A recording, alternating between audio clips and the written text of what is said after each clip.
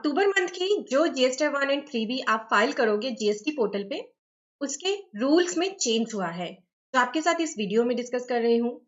साथ ही GST 3B की date extension हुई थी सिर्फ एक ही दिन के लिए, 20 से 21 अक्टूबर। पर बहुत से लोग कंफ्यूज हैं कि पोर्टल पे अभी भी डेट 20 अक्टूबर दिख रही है, तो उनका जवाब भी मैं आपको इस वीडियो में दूंगी। वीडियो को एंड तक देखिएगा। अच्छी लगे तो like, subscribe and bell icon press कर दीजिएगा। चलिए बढ़ते हैं टॉपिक की तरफ।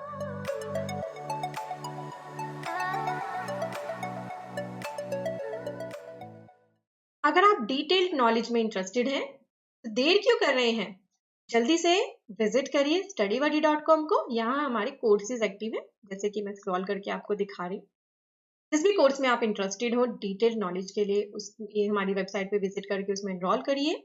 इनके बारे में डिटेल में मैं डिस्कशन करूंगी आपके साथ वीडियो के एंड में। यहाँ मैंने जीएसटी पोर्टल पे एडवाइजरी ओपन करी है, advisory on sequential filing of GST 1।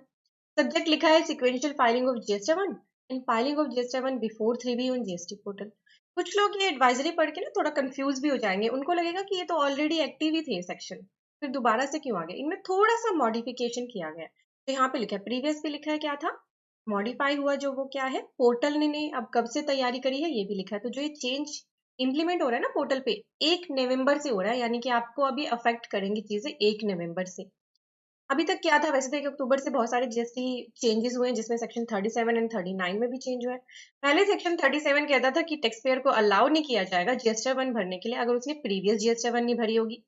और सेक्शन 39 बोलता था कि टैक्स पेयर्स को अलाउ नहीं किया जाएगा 3B भरने के लिए अगर उन्होंने सेम पीरियड की जीएसटी 1 नहीं भरी होगी। ठीक है, ये लिखा था। अब चेंज क्या किया है, सेक्शन 37 के सबसेक्शन 4 में चेंज कर दिया गया है। लैंग्वेज पढ़ते हैं एक बार हम। Registered person shall not be allowed to furnish the detail of outward supply, यानी आपकी जीएसटी 1 की बात हो रही है। For a tax period if detail of outward supply for any of the previous tax period has not been furnished. पहले था कि मान लीजिए अक्टूबर की आप जीएसटी 1 भरने बैठे हो और अगर आपने सितंबर की जीएसटी 1 नहीं भरी तो पोर्टल आपको अलाउड नहीं करता था आगे जीएसटी 1 भरना। अब चाहे किसी भी पीरियड की आपकी जीएसटी 1 पेंडिंग है, पोर्टल आपको करंट पीरियड की जीएसटी 1 भरने नहीं देगा। इसका यहाँ पे एक एग्जाम्पल भी लिखा है जो मैं अभी आपके साथ शेयर करूंगी। देन सेक्शन 39 में बोला कि अगर आपको 3B भरनी है, बट 3B से पहले अगर किसी भी प्रीवियस टैक्स पीरियड की आपकी जीएसटी 1 पेंडिंग है तो आपको जीएसटी 3B भी भरने नहीं दिया जाएगा।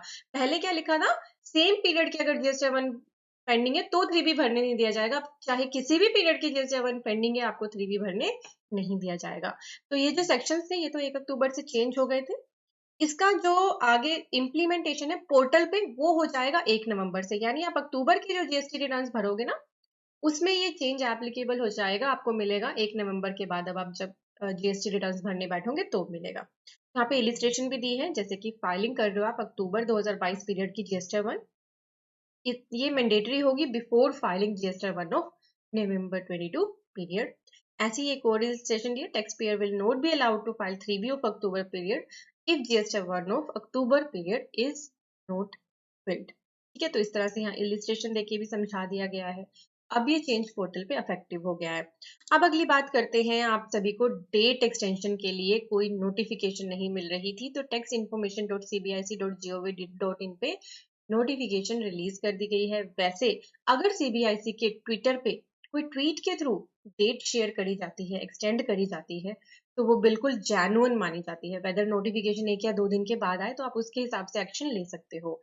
अब यहाँ पे ये नोटिफिकेशन आ गई है, 21 अक्टूबर की डेट की है, मैंने यहाँ पे ओपन कर रखी है, जिसमें बता दिया गया है कि सितंबर की 3B की डेट 1 दिन के लिए ही सिर्फ एक्सटेंड कर दी गई है 21 अक्टूबर तक। तो अब चाहे पोर्टल कोई भी डेट शो करे, आपके लिए 21 अक्टूबर एप्लीकेबल रहेगी। पोर्टल पे भी अगर नहीं हुआ, मेरे हिसाब से तो हो गया होगा, नहीं हुआ तो 21 अक्टूबर को ही आप फॉलो कर सकते हैं। अगर वीडियो अच्छी लगी है तो लाइक जरूर कर देना। अब डिस्कस करते हैं हमारे कोर्सेज के बारे में। हमारी वेबसाइट को रीच करना बहुत इजी है, मोबाइल आपके हाथ में रहता ही है। गूगल पे लिखिए studybuddy.com या फिर आप इसकी मोबाइल ऐप भी डाउनलोड कर सकते हैं। studybuddy.com पे कोर्सेज में आने पर आपको हमारे कोर्सेज दिखते हैं। सबसे पहला TDS TCS कोर्स दिख रहा है, क्योंकि ये मेरा लेटेस्ट लॉन्च्ड कोर्स है और इस पे बहुत ही ह्यूज रिस्पॉन्स है और मैंने बहुत ही मिनिमम प्राइस पे ये अवेलेबल कराया है। इस कोर्स को करने के बाद आप अपनी TDS TCS की खुद की प्रैक्टिस या कंसल्टेंसी स्टार्ट कर सकते हो, क्योंकि इसमें सब कुछ कवर करा गया है related to TDS and TCS। Then सिर्फ अगर आपको टीडीएस एंड प्रॉपर्टी के बारे में ही नॉलेज लेनी है, वो अलग से प्रोवाइड करा गया है आपको कोर्स। देन हमारा 99C पास आ रहा है फाइल करने के लिए, 31 दिसंबर लास्ट डेट है। आपको बुक्स के रिकॉन्सिलेशंस भी करने हैं, 3B की भी एडजस्टमेंट्स करनी है, तो अलग अलग दोनों कोर्स अवेलेबल हैं। 99C का डिटेल्ड कोर्स अवेलेबल है। MSME जिसपे बहुत फोकस रहता है गवर्नमेंट का, उसका कोर्स हमने बहुत ही मिनिमम प्राइस पे आपके लिए अवेलेबल करा रखा है। देन हमारे कुछ कॉम्बो हैं, जीएसटी का ऑटोमेशन ऑफ बैलेंस शीट के साथ, income tax automation of balance sheet, और एक मेगा कॉम्बो है जिसमें हमारे सारे कोर्सेज इंक्लूड हो गए हैं। इसका बेनिफिट बहुत सारे पर्सन ले रहे हैं डेली। अभी जो फेस्टिव जो हमारी हॉलीडेज चल रही है, उनमें बहुत सारे पर्सन अपने टाइम को यूटिलाइज कर रहे हैं इस मेगा कॉम्बो को बाय करके। अगर आपको प्रैक्टिकल कोर्स चाहिए सिर्फ GST, income tax, ITR and TDS, उसका कॉम्बो अलग से अवेलेबल है। सिर्फ जीएसटी सीखना है, दैट इज ऑल्सो अवेलेबल। सिर्फ income tax, ITR and TDS सीखना है, तो वो कोर्स भी अलग से अवेलेबल है। जिसमें भी इंटरेस्टेड हो studybuddy.com पे आइए, एनरोल करिए। कोई क्वेरी लग रही है तो ये टीम का नंबर आपको यहाँ पे दिख रहा है स्क्रीन पे, वेबसाइट पे भी अवेलेबल है, आप उनसे बात कर सकते हैं। इन कोर्सेज का बेनिफिट लीजिए। Thank you for watching, bye bye.